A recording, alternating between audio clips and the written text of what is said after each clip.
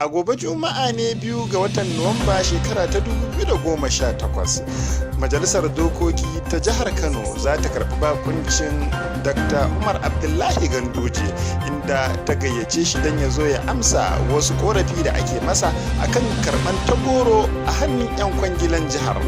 Gwamna Ganduje zai ansa wannan kira ne a Majalisar Dokoki, inda zai halarci majalisar da misalin karfe 10 na safen Juma'a.